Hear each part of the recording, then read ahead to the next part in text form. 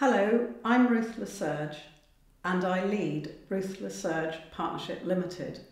I'm a governance and board effectiveness specialist, and this is a film about the role of the Chief Executive in ensuring that the board adds value in leading the organisation.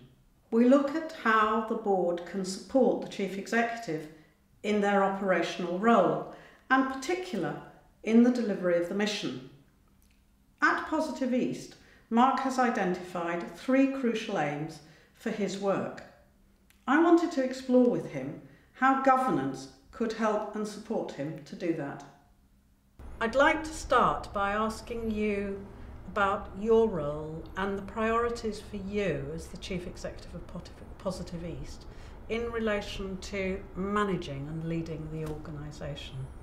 I think at the time there are a number of key priorities for Positive East and in terms of my role, one of which is about making sense of the uncertainty that we have at the moment, trying to make sense of that. It's also, I think,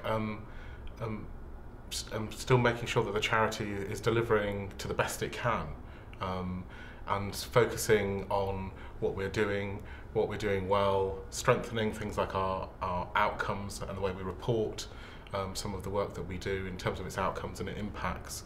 And I think the third area is about sustainability and trying to think what is a more sustainable model we can have as an organisation that is perhaps healthy in the longer run.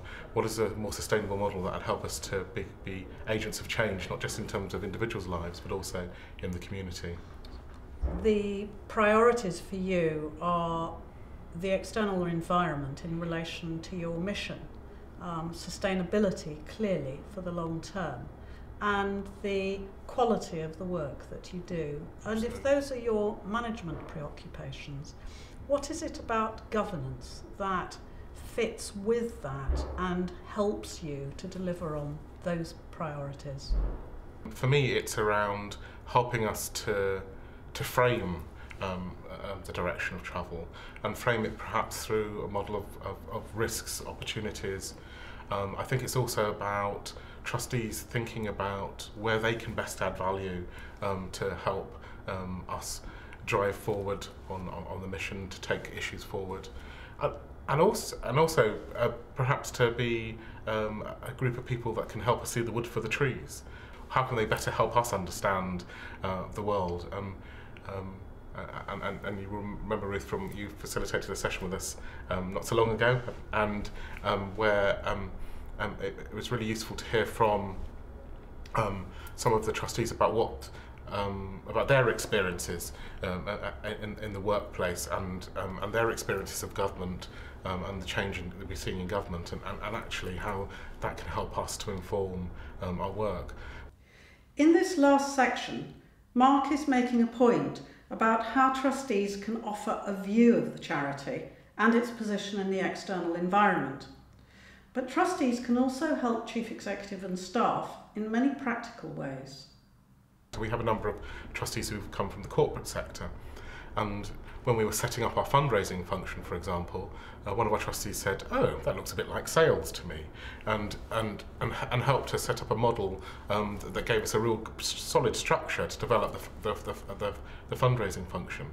So, another trustee came in and helped us understand better the balanced scorecard, and shared about from their experience about things like that. So that, yes, those would be so it's the added value that they can bring. It's helping us understand risks and opportunities, and it's using their experiences. But we know from experience that it takes clear analysis and good processes to achieve this level of contribution from your trustees. And that means spending time on finding and recruiting board members, and then making sure that their induction is more than just a pile of paperwork. Listen to Mark on this subject. What we do at Positive East is for new trustees, we'll have a day where they visit with the organisation. They hear from the staff directly, not just the boring old chief executive. They actually hear from the people that are doing the work on the ground, and so they can start to get a feel for it. But that's not the end of it. What we also expect our trustees to do is to come in and spend at least a day over a year in the organisation, so they can really start to have an ongoing understanding. So, just to summarise, Mark, tell us from your perspective as the senior top manager within the organisation what it is that helps the board to contribute as fully as it's able. How I would summarise it is by identifying the trustees and the skill sets you need from them. It's recruiting them, it's supporting them to get a better understanding of the organisation, and then also I think it's to provide them with ongoing space, not just in board meetings, because I think a lot of the time you're getting too involved, you haven't got the time to have the blue sky thinking, the creative spaces, but away days are a good idea for that as well. So it's getting the right people, supporting them to have a better understanding of the organisation, and providing with the appropriate space to be able to give you it and contribute. Thank you very much indeed, Mark. I hope this film about the Chief Executive's role in governance leadership has stimulated you and your board to think about how you can best make your contributions and add value to the organisation. If you think we might be able to help you, bring us or contact us and let's explore it together.